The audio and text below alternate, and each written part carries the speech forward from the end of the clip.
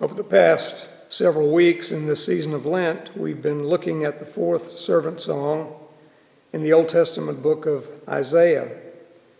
Today we come to two verses from chapter 53, verses 7 through 9, where Isaiah writes, "He was oppressed and he was afflicted, yet he opened not his mouth. Like a lamb that is led to the slaughter, and like a sheep that before its shearers is silent, so he opened not his mouth. By oppression and judgment he was taken away. And as for his generation, who considered that he was cut off out of the land of the living, stricken for the transgression of my people. And they made his grave with the wicked and with the rich man in his death, although he had done no violence, and there was no deceit in his mouth." There are three things we might take notice of in these verses. This servant was a sinless, silent sufferer. Isaiah knows that all people are sinners. He said back in chapter 6, looking upon the holiness of God, might remember that moment. And Isaiah is overwhelmed by the holiness of God that he speaks these words about himself: "Woe is me, for I am lost.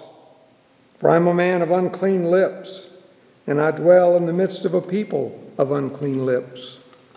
For my eyes have seen the King, the Lord of hosts." You might remember that Isaiah was cleansed of his sin, and even though Isaiah was cleansed of his sin, he still wondered about the sin of everyone else. How could they be pardoned without God's holiness being somehow compromised? Well, God provided for us what we could never provide for ourselves. His name is Jesus. He was sinless, and he was silent in his suffering. Isaiah reminds us in verse 9 of the verses we just heard that he, this servant, had done no violence, and there was no deceit in his mouth.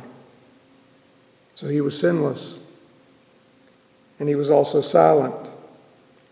He was oppressed, Isaiah writes, and he was afflicted, yet he opened not his mouth. Like a lamb that is led to the slaughter, and like a sheep that before its shearers is silent, so he opened not his mouth.